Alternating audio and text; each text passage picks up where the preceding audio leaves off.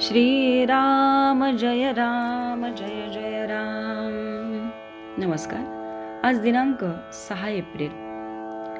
आजचा विषय आहे संत हे चालते बोलते देवच आहेत। व्यवहारात ज्याला चांगले वागता येत नाही त्याला नाही परमार्थ करता येणार। व्यवहारात झालेल्या गोष्टींचा मनावर परिणाम होऊ देणार नाही असा निश्चय करावा आणि सद्गुरु आज्ञा प्रमाण मानून तो तडीस न्यावा। साधनावर जोर द्यावा। स्वतः कोण याची ओळख करून घ्यावी। भगवंता परते कोणी नाही हे कळले म्हणजे मी कोण हे कळते। निर्गुण जरी समजले तरी सगुण नाही सोडू। माझ्या मुखी राम आला या परते दुसरे भाग्य ते कोणते।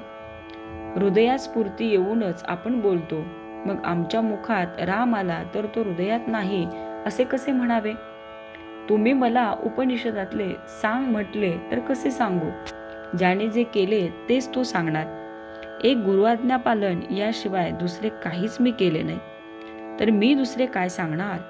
संतांचा समागम केला म्हणजे आपण मार्गाला लागतो। आपण साधूला व्यवहारात आणतो आणि नंतर तो आपल्याशी व्यवहाराने वागला म्हणजे त्याच्याजवळ समता नाही म्हणून उलट ओरड करतो। संत हे देहाचे रोग बरे करीत नसून त्या रोगांची भीती नाहीशी करतात। संत हे चालते बोलते देवच आहेत। संतांच्या देहाच्या हालचालींना महत्त्व नाही। भगवंताचे नाम सिद्ध करून देणे हाच संतांचा जगावर सर्वात मोठा उपकार होय।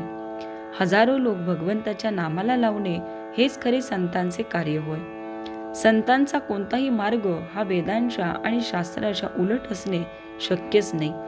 संत सूर्यासारखे जगावर स्वाभाविक उपकार करतात। सूर्याचे तेज कमी होते आहे असे शास्त्रज्ञ म्हणतात, पण संतांचे तेज मात्र वाढतेच आहे। श्रीमंत आई बापाच्या पोटी जन्माला आलेला मुलगा भीक मागताना पाहून आपल्याला त्याची कीव येते, त्याप्रमाणे मनुष्य जन्माला येऊन आपण दुःख करतो हे पाहून संतांना वाईट वाटते। एकूण योनी इतक्या आहेत की त्यांमध्ये मनुष्य जन्म येणे कठीण आहे। मनुष्य जन्म येऊन भगवंताची प्राप्ती झाली नाही तर जीवाचे फार नुकसान आहे। म्हणून अत्यंत चिकाटीने संतांचा समागम करावा, त्यांची कृपा प्राप्त करून घ्यावी। संतांनी जो मार्ग आखला त्यावर डोळे मिटून जावे। पडण्याची अडकण्याची भीतीच नाही। आपण प्रपंचात इतके खोल जातो की संतांची हाक ऐकूच येत नाही। ती ऐकू येईल इतक्या तरी अंतरावर असावे। संत वचनावर विश्वास ठेवूया म्हणजे भगवत प्रेम लागेलच। ते लागल्यावर विषय प्रेम कमी होईल, म्हणून संतांची संगत करणे एवढे जरी केले तरी कल्याणच होईल। तात्पर्य संत संगती आणि नामस्मरण यानेच भगवत प्रेम येईल। श्रीराम जय जय राम।